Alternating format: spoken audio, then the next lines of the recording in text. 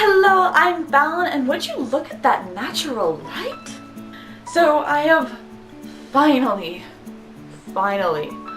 finished Glass Sword. So it came out this week where I live. Finally. Canada, thank you. And I finished it this morning. And I just excite, must talk. Let's do a book talk about it. I need to share the feelings. So many feelings. This is the second book in the Red Queen series, which I've already done a book talk about. And it's so wonderful. And she writes so well. Victoria Aveyard, it's my hero. Awesome writing. Absolutely amazing. You totally understand the characters. You understand everything they're going through. I definitely recommend picking up the first book in the series so you know what's happening, and then you get this one.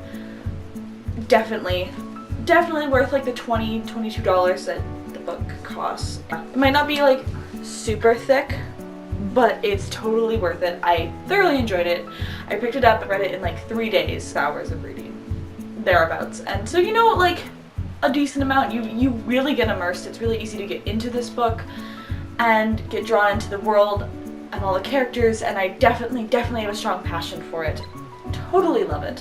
In this book we follow Mare Barrow, and she is a new blood. If you haven't read the second book, so I'm just going to give you a brief synopsis so we get there, and then I'll do spoilers, okay? Alright, so Mare Barrow is a new blood, and so that means she has red blood.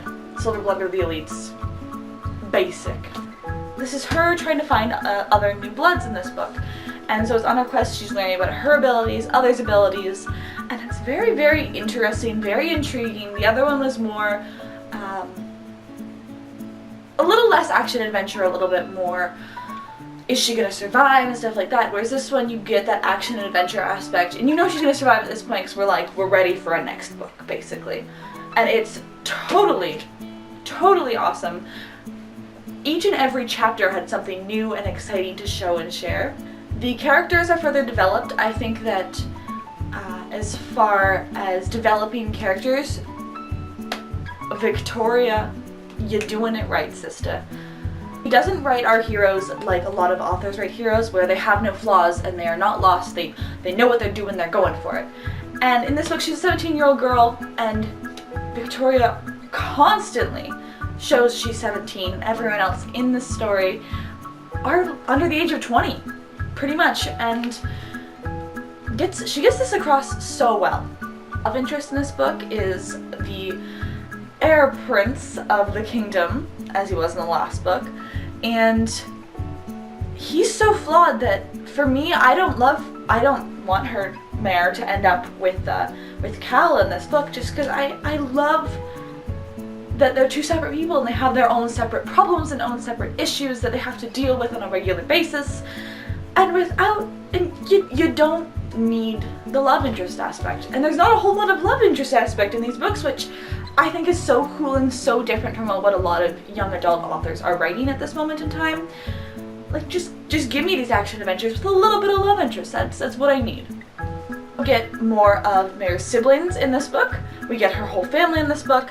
We get more from the Captain of the Guard, the Scarlet Guard, Farley. We get the Silvers. We get reintroduced to some characters, get to learn who they are a little bit better. And as far as everything goes, definitely a good read. If you don't want any spoilers, head off now because I want to talk about this book in detail. If you want spoilers, you can stick around. Snape kills Dumbledore. As we know from the last book, Maven has betrayed her, so has Queen Alara.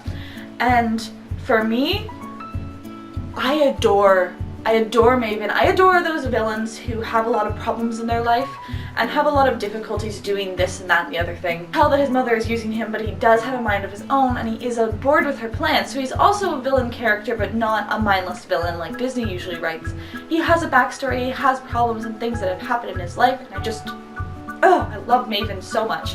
Throughout this book, I didn't have a strong connection with Cal because I think he's more of a brute strength person. He's really intelligent, don't get me wrong, but he just strikes me as someone who I wouldn't really want to talk to all the time. He's a little cocky, surefire, and he's been really hurt because he was forced to kill his father in the last book.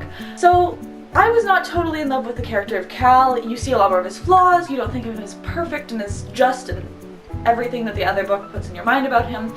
And I love how he's written, but I just don't love him as a love interest for Mare in this book. Even though the horrible things Maven does, he's killing newbloods, he's killing children, he's sending children off to war, he's leaving these horrible notes, hanging people to attract Mare's attention, and I still love him and I still really want him to end up with Mare. That might seem horrible, but I think that two jaded people can really end up helping each other and getting better at doing everything. From the prison in the last third of the book, there is so much that is happening that shows basically how this entire thing is happening. It happens over the course of probably about a month and a half. You don't get like a whole year that's happened. It's not a lot of time. And that scene, you realize everyone else, what they're thinking, what they're feeling, what they're doing as well. Ketha, and her ability is to explode things with her mind and with her thoughts and everything. And you hear throughout that invasion scene, the people are talking about hearing her screams. And that is so gut-wrenching and so, like, I understand completely where they're coming from and everything they're talking about in this scene. Like, that scene is so good. It really makes the book so much better than it could be. Our book ends on a cliffhanger, of course. She usually likes to end her books with relation to the little words at the bottom. So it says, in this one, kneel or bleed. The very last line of the book is, I kneel. It happens after she has been captured by Maven, when she's going to the scorched area. I believe it's called the Scorch, I can't remember right now. It happens in that scene. She's been captured, she's been forced to kneel and being kept basically as a pet for Maven to show off his power and his glory because she has killed Queen Alara to revenge. The line that he says is, I'm going to display you like you displayed her. Something along those lines, not an exact quote. You get every view, you get every feeling, you get everything, and that's what I love about her writing style. Definitely recommend you pick up a copy of Red Queen and then you pick up a copy of this because it is totally worth it. And I thoroughly enjoyed them. And this is The Last Sword by Victoria Aveyard. And you can pick them up at most major bookstores because it is new. They might be out of stock already because it's a popular series. But you can pick it up in every major bookstore. As always, my name is Fallon. I make videos every weekend. You guys are awesome. And thanks for hanging out with me.